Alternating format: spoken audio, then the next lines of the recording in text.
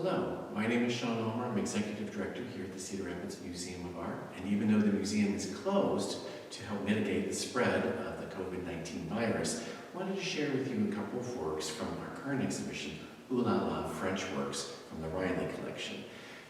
Today I'm standing between two of the 20th century's most famous artists, Pablo Picasso and Georges Braque. They're both very, very well known for the movement that we know today as Cubism, which happened very early in the 20th century. Here in this collection, we're seeing two works from later in their career, but still show their interest in Cubism.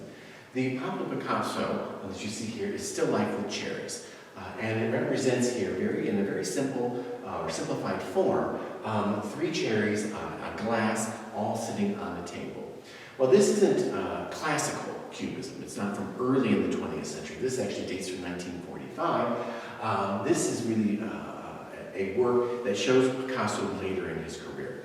Most people think of Picasso as one thing. It's just a cubist. And actually he had many different phases and many different interests throughout his career. He was constantly exploring. He had an ever insatiable desire to try new things in the art world.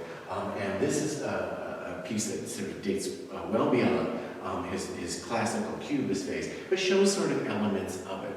And what you see in this, that you might see in a more classical cubist piece, you do sometimes get simultaneous viewpoints of the same object at one time. For example, if you look at the glass in the center here, you're seeing it from the front. You're seeing the front of the glass here, but you're also seeing it from the top, which you see he renders here by this simple circle here. So you're getting two views of the glass at once, and he's asking your brain to put the two together and say, that is a glass. And it is surrounded by cherries, which are very simply rendered. However, if you look closely at them, you'll see that each of the cherries has a highlight, which is that white dot that you see there, and they have graded color. So there is this sense of roundness to them. It's not as if it's just a circle that he paints one color. He's actually given it some dimension, given it some third dimension. Now the tablecloth is very flat. You see that done with a series of blue strokes that you see here. And it's a very simple composition, very straightforward, small, it's intimate. This is a wonderful piece sort of documenting what Picasso was doing in the mid-40s. This piece actually has an interesting provenance or history of ownership. This piece at one time was in the collection of Henry Ford II before it was acquired by the Rileys.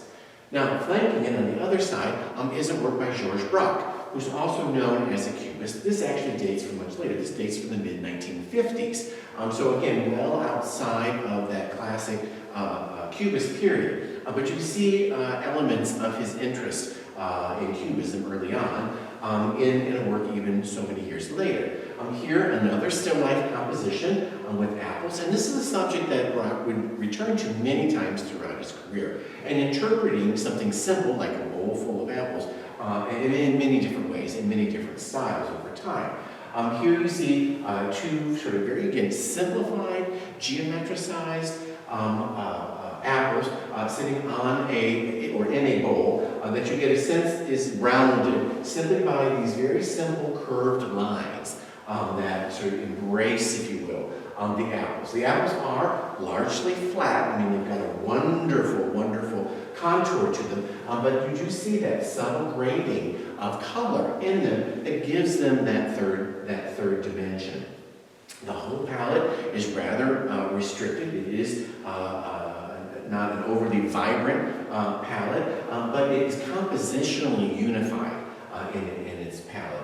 And again, a very direct, simplified, geometricized, if you will, presentation of a rather mundane subject that he helps to elevate into a great work of art. It is interesting to see the Picasso and the Braque next to each other. Two quintessential, very important 20th century artists who are both addressing still life in a very different